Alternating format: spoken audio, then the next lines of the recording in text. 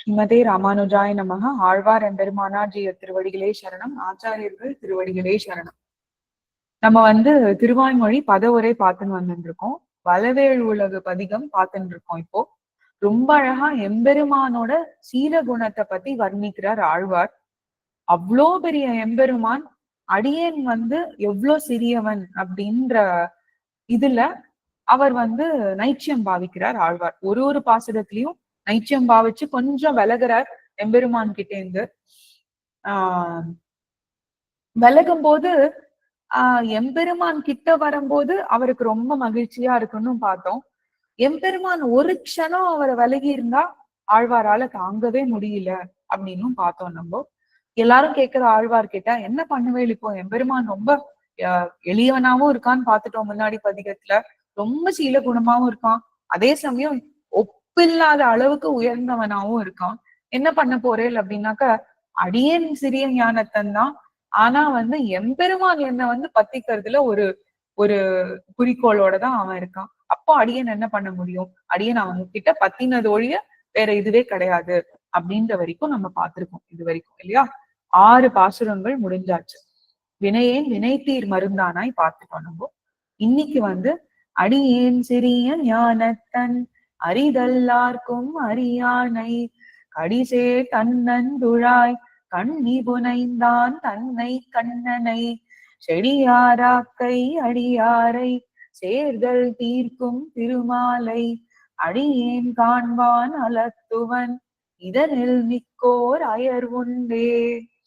என்ன சொல்ற? சிறிய ஞானத்தன் அற்ப ஞானத்தை உடையவனாகிய அடியேன் நான் ஆர்க்கும் அறிதல் அறியானை, எப்படிப்பட்ட ஞானங்களுக்கும் அறியக்கூடாதவனாய் கடிசே தன்னந்துழாய் கண்ணி புனைந்தான் தன்னை, பரிமளம் பொருந்திய குளிர்ந்த அழகிய திருத்துழாய் மாலையை தரித்தவனும் கண்ணனை, கிருஷ்ணன் என்கிற திருநாமமுடையவனை அடியாரை அடியார்களுக்கு செடியார் ஆக்கை சேர்தல் தீர்க்கும் சம்சாரமாகிற பெருங்காடு நிறைந்த சரீர சம்பந்தத்தை தவிர்த்து தருகின்றவனுமான திருமாலை லக்ஷ்மிநாதனை அடியேன் நான் காண்பான் காணும் பொருட்டு கூவுகின்றேனே அலத்துவன் இதனில் மிக்கு இதனிலும் மேற்பட்டு ஓர் அயர் கொண்டே, ஒரு அவிவேகமும் உண்டோ. கீழ்ப்பாட்டில் நைவன் என்ற ஆழ்வாரை நோக்கின எம்பெருமான், இனி நாம் இவருக்கு முகம் காட்டாதிருந்தால் இவர் முடிந்துவிடக் கூடும் என்றெண்ணி இவர்க்கும் முகம் காட்டுவதாக திருவுள்ளம் பற்ற அதறிந்த ஆழ்வார் பின்னையும் அவனது பெருமையையும் தமது சிறுமையையும் சிந்தித்து பின்வாங்குவதலை தெரிவிக்கும் இந்த பாசுரம். திருப்பி பின்வாங்குறார். எம்பெருமான் முடிவே பண்ணிட்டான், நம்ம கிட்ட போலனாக்க நம்ம சேரலன்னா ஆழ்வார் முடிஞ்சே போயிடுவார் அப்படி. ஆனாலும் அவனோட பெருமையும் பேசுறார், தனதோட சிறுமையும் பேசுறார் இந்த பாசுரத்துலன்னு பாக்குறோம். அடுத்தது என்ன?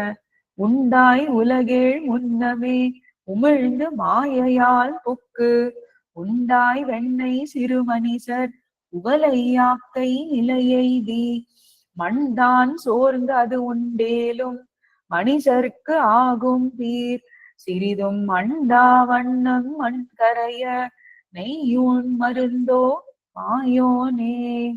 என்ன சொல்ற?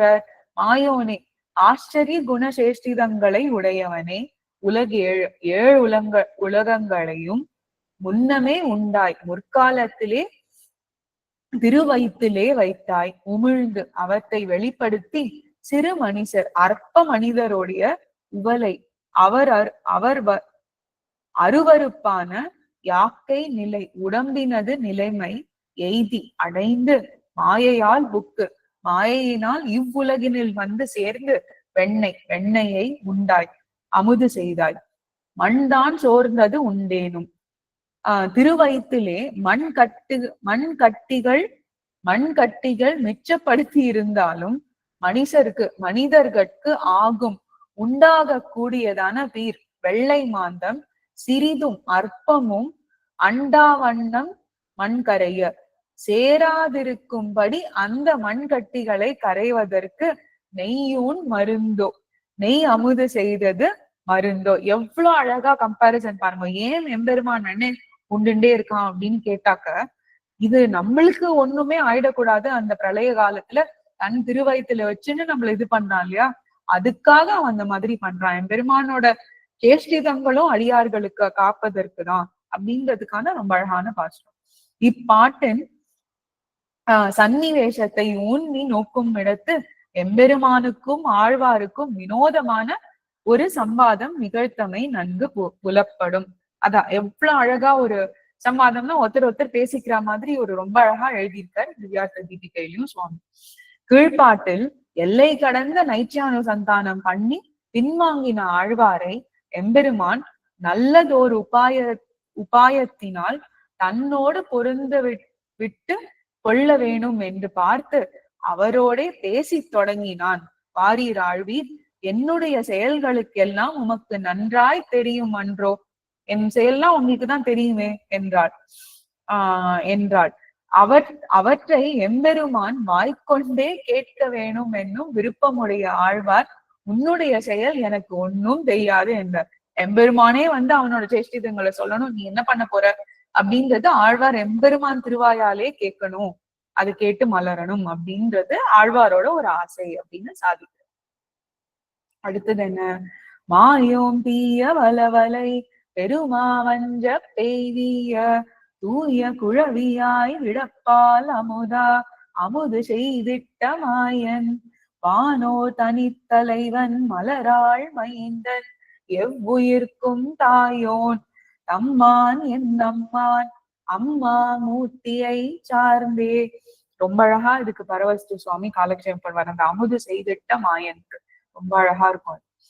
தீய கொடிய நினைவையுடையவளாய் அளவலை பகுஜல் பிதங்கனை உடையவளாய் பெருமா வஞ்ச மிக பெரிய வஞ்சகையான பேய் பூதனையானவள் தீய முடியும்படி தூய குழவியாய் பசுங்குழந்தையாகி விடப்பால் அமுதா, என்னது அந்த பூதனையின் விஷங்களை பால் உமிதரும்படியா உமிதமாம்படி பால் அமிர்தமாம்படி அடிய அமுது செய்த மாயன் அச்சிறிய ஸ்வபாவனும் ஆச்சரிய ஸ்வபாவனும் அடிய வானோர் தனி தலைவன் நித்திய சூரிகளுக்கு அத்விதீயனானும், அத்விதீயன்னா இவன மாதிரி இன்னொருத்தன் கிடையாது அப்படின்ற அளவுக்கு மாறுபட்டு வேறுபட்டு மலராள் மைந்தன் திருமகள் கொழுனனும் எவ்வுயிர்க்கும் தாயோன் எல்லா உயிர்களுக்கும் தாய் போன்றவனும் தம்மான் தனக்குந்தானே சுவாமியும் என் அம்மான் எனக்கு சுவாமியும், எல்லாருக்கும் சுவாமி அவனுக்கும் அவன் தான் சுவாமி.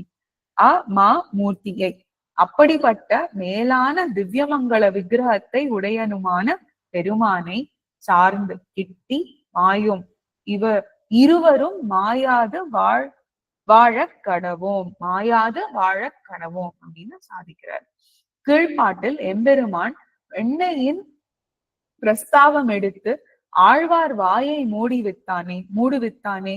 அதற்கு மேல் ஆழ்வார், எம்பெருமானே, திருவாய்ப்பாடியில் வெண்ணெய் உனக்கு பரமபோக்கியம் என்பது மெய்யே. ஒப்பற்ற பிரிவுடைய யசோதை பிராட்டி முதலானோருடைய வெண்ணெய் ஆகையாலே அது உனக்கு அமுதமாய் இருக்கும். பாபியான என்னுடைய சம்பந்தம் உனக்கு விஷமாய் இருக்குமே என்றார். அது கேட்ட எம்பெருமான், ஆழ்வி, அப்படி விஷமானாலும் நமக்கு குறையில்லை காணும். பூதனையின் கதை உமக்கு தெரியாம இல்லையே. அவளுடைய விஷமும் நமக்கு அமுதமாயிற்றுதானே. அது போலவே உம்மால் விஷம் என்று நினைக்கப்படுவதும் எனக்கு அமுதமேயாய் தடையில்லை என்று சொல்லிக்கொண்டு ஆழ்வாரது திருமேனியை மேல் விழுந்து கைக்கொள்ள இனி அகல்வேன் நல்லேன் என்று பொருந்து உரைக்கிறார். இதில் விடப்பால் அமுது செய்திட்ட மாயன் என்று இப்பாட்டில் உள்ள சொற்போக்குக்கு இந்த அவதாரிக்கை இணங்கியது. அப்படி ரொம்ப அழகான பாசுரம். அமுது செய்திட்ட மாயன், எது கொடுத்தாலும் எம்பெருமான் அமுது செய்வானாம். அதுக்குதான் இந்த ஐதீகம் எடுக்கிற. அதனால ஆழ்வார் வந்து அவர் விஷயம்னு நினைச்சா கூட அந்த மாதிரி எம்பெருமான் திருவடின்னு பத்தின்ட்டோம்னா அவனுக்கு எல்லாமே அமுதுதான் அப்படின்னு சாதிக்கிற. சார்ந்த இருவல் வினைகளும் கடைசி நிகமன பாசுரமும் நம்ம அடுத்த சமயம் அன்வைக்கலாம். அப்படின்னு ஸ்ரீமதே ராமானுஜாய நமக. ஆழ்வார் எம்பெருமானார் ஜீய திருவடிகளே சரணம். ஆச்சாரியர்கள் திருவடிகள்